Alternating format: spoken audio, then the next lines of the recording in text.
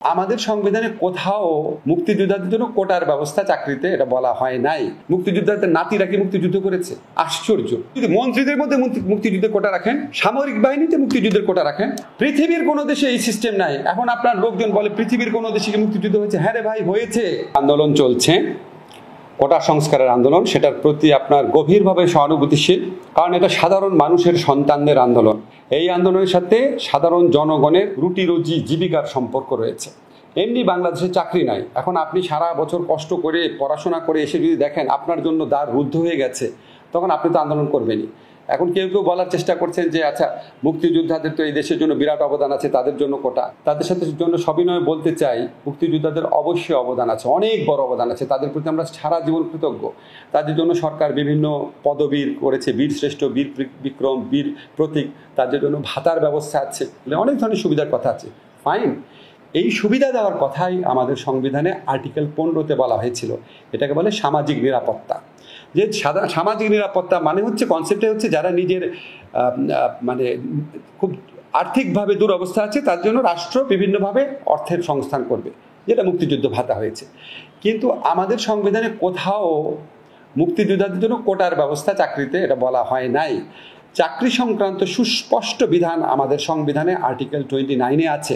সেখানে বলা হয়েছে চাকরি সরকারি নিয়োগের ক্ষেত্রে সবার অধিকার সমান, সবার সুযোগের অধিকার সমান। শুধুমাত্র নারী, শিশু এবং সমাজে যারা অনগ্রসর শ্রেণী আছে, অনগ্রসর শ্রেণী, এই ক্ষেত্রে চাকরিদানের ক্ষেত্রে অনগ্রসর শ্রেণীর জন্য রাষ্ট্র বিশেষ ব্যবস্থা করতে পারবে, এটা বলা হয়েছে। এখন এক নম্বর হচ্ছে, সংবিধানটা যখন আলোচনা হয় গণপরিষদ বিতর্ক, এখানে কোনো জায়গাতে মুক্তিযোদ্ধাদের অনগ্রসর শ্রেণী বলা হয় নাই। মুক্তিযোদ্ধাদের জাতির শ্রেষ্ঠ সন্তান বলা হয়েছে, তাদের অসীম আত্মত্যাগের কথা বলা হয়েছে।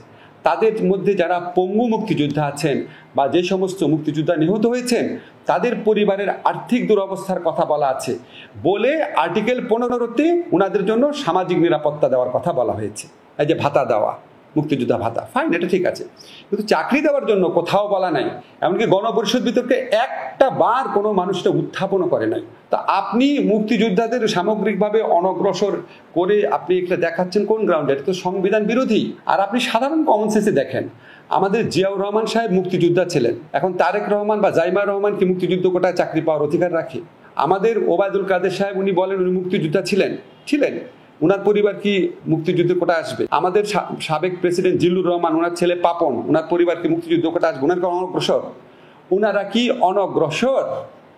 এই সরকারের যতগুলা মন্ত্রী আছে তাদের মধ্যে 10-12 জন মন্ত্রী আছেন। আমাদের প্রধানমন্ত্রী তো বাংলাদেশের সবচেয়ে বড় মুক্তিযোদ্ধা পরিবারের সদস্য। ওনারা কি অনগ্রসর? হাস্যকর একটা ব্যাপার না? আপনি ঢালাওভাবে কিভাবে মুক্তিযোদ্ধাদের অনগ্রসর বলেন? ঢালাওভাবে মুক্তিযোদ্ধাদের অনগ্রসর বলা তো তাদেরকে অপমান করা। আপনি তাদেরকে সাবহিউম্যান লেভেলে আপনি তাদেরকে অভিহিত করছেন, কোনোভাবেই এটা করতে পারেন না, আপনি তাদেরকে অপমান করছেন। এটা হচ্ছে একটা আপত্তি। সেকেন্ড হচ্ছে, মুক্তিযোদ্ধাদের জন্য অবশ্যই বঙ্গবন্ধু এই মুক্তিযোদ্ধাদের জন্য চাকরিতে একটা কোটার ব্যবস্থা করেছিলেন, এটা সত্যি। এটা 1973 সনে উনি করেছিলেন, 72 সনে একটা আইন দ্বারা। ওই আইনটাতেই বলা আছে এটা অস্থায়ী আইন, রিক্রুটমেন্ট রুলস। তো এটা অস্থায়ী, ওটা ওই সময়ের জন্য করেছেন যারা জাস্ট যুদ্ধ করে আসছে। আমি আকবর আলী খানের একটা ইন্টারভিউতে বলেছি, মুক্তিযোদ্ধাদের তখনকার করুণ অবস্থা দেখে উনাদের জন্য করেছেন। Very good, fine. উনার মুক্তিযোদ্ধাদের ছেলেরা কি মুক্তিযুদ্ধ করেছে? মুক্তিযোদ্ধাদের নাতিরা কি মুক্তিযুদ্ধ করেছে? আশ্চর্য। বংশানুক্রমে কি সবাই আপনার এই আত্মত্যাগ করে? তাহলে আপনি সংসদ সদস্য মুক্তিযোদ্ধাদের কোটা রাখেন, সবই যদি মন্ত্রীদের মধ্যে মুক্তিযুদ্ধের কোটা রাখেন, সামরিক বাহিনীতে মুক্তিযুদ্ধের কোটা রাখেন, 21 পদকে মুক্তিযুদ্ধের কোটা রাখেন, সবই রাখেন, শুধু সরকারি চাকরিতে কেন? ঠিক না? থার্ড আপত্তি যেটা, তাও যদি জেনুইন মুক্তিযোদ্ধা হতো সমস্যা নাই। এই সরকারের আমলে 62,000 ভুয়া মুক্তিযোদ্ধার বিরুদ্ধে অভিযোগ আসছে। মুক্তিযোদ্ধাদের অরিজিনাল যে তালিকা ছিল সেটাকে এই সরকারের বিভিন্ন আমলে বাড়িয়ে 3 গুণ করা হয়েছে। এর মধ্যে কোনো সচিব, এমনকি মুক্তিযোদ্ধা মন্ত্রণালয়ের সচিব, সেও দেখা গেছে সে ভুয়া মুক্তিযোদ্ধা ছিল না, পত্রিকায় আসছে। তা আপনি এই পুরো একটা ব্যবস্থা রাখবেন, এটা একটা দুর্নীতি বান্ধব ব্যবস্থা, এটা একটা সংবিধান বিরোধী ব্যবস্থা, এটা একটা মানে চরম বৈষম্যমূলক ব্যবস্থা। সেটার বিরুদ্ধে সাধারণ ছাত্রছাত্রীরা আন্দোলন করবে না? আপনি তাদের সারা জীবনের যে চাকরির অধিকার, সারা জীবনে নিজের পায়ে দাঁড়ানোর অধিকার, সেটাকে আপনি নিয়ে দিবেন, এটা বিরুদ্ধে আন্দোলন করবে না? ফলে আমি এই আন্দোলনের প্রতি অত্যন্ত সহানুভূতিশীল এবং আমি মনে করি আমাদের মুক্তিযোদ্ধাদের আমরা যতভাবে পারি সম্মানিত করব। ওনাদেরকে আমরা ভাতা আরো বাড়ায় দেন, ভাতা আরো পদক দেন, আরো খেতাব দেন, আরো করেন। ওনারা আমাদের জন্য মানে কি বলবো প্রাতঃস্মরণীয় ব্যক্তিত্ব। তো মুক্তিযোদ্ধাদের চাকরিতে কোটা দেওয়া যেটা বঙ্গবন্ধু 73 সনে করেছেন ইন্টেরিম অস্থায়ী হিসাবে, ওটা ওই সময় মিটমাট হয়ে গেছে। অস্থায়ী জিনিসকে আপনি 50-52 বছর পর আপনি পুনর্বহাল করতে পারেন না। আদালতের বিষয়ে উনি ঠিক বলেছেন। এখানে আমার দুইটা জিনিস মনে করি, আমি আদালতের বিষয় থেকে সরকারের কিছু করণীয় নাই সেটা আমি মনে করি না। আমি জনাব ওবায়দুল কাদের এবং আওয়ামী লীগের যারা মন্ত্রীরা আছে তাদের সবিনয়ে দুটা জিনিস বলি। একটা হচ্ছে অ্যাটর্নি জেনারেলের যে অফিস আছে, যারা আদালতে সরকারের পক্ষ থেকে এই ব্যাপারে আপত্তি জানানোর কথা, ওনারা তো আদালতের অংশ না, ওনারা রাষ্ট্রের নির্বাহী বিভাগের অংশ, সরকারের অংশ। তো ওনারা যদি সবিস্তারে রিসার্চ করে সিনসিয়ারলি হাইকোর্টের এই ডিসিশনটার বিরুদ্ধে আপিলেট ডিভিশনের দাঁড়ান, আমি মনে করি ন্যায় বিচারের স্বার্থে অবশ্যই আপিলেট ডিভিশন ওনাদের কথা শুনবেন এবং হাইকোর্টের আদেশটা বাতিল করবেন। এটা আমি দৃঢ়ভাবে বিশ্বাস করি। দেখেন, আমি সাংবিধানিক আইন পড়াই 30-35 বছর যাবৎ। আমি সাংবিধানিক আইনের উপর বিনয়ের সাথে বলি। আমি গণপরিষদ বিতর্কের উপর যে রিসার্চটা করেছি এটা বাংলাদেশি কেউ করে নাই, বিনয়ের সাথে বলছি। করে না, এটা তো ফ্যাক্ট। আমার তো একটু কমন সেন্স আছে। আমি তো বাইরে পিএইচডি করা একটা মানুষ, এত বছর যাবৎ পড়াচ্ছি। এটা তো কোনোভাবেই সংবিধানের সাথে সঙ্গতিপূর্ণ না, কোনোভাবেই মুক্তিযুদ্ধের চেতনার সাথে সঙ্গতিপূর্ণ না, কোনোভাবেই কমন সেন্সে যায় না। এটা পৃথিবীর কোনো দেশে এই সিস্টেম নাই। এখন আপনার লোকজন বলে পৃথিবীর কোনো দেশে কি মুক্তিযুদ্ধ হয়েছে? হ্যাঁ রে ভাই, হয়েছে। ইন্দোনেশিয়াতে হয়েছে, ভিয়েতনামে হয়েছে, হাইতিতে হয়েছে, মেক্সিকোতে হয়েছে, আমেরিকাতে হয়েছে, জিম্বাবুয়েতে হয়েছে।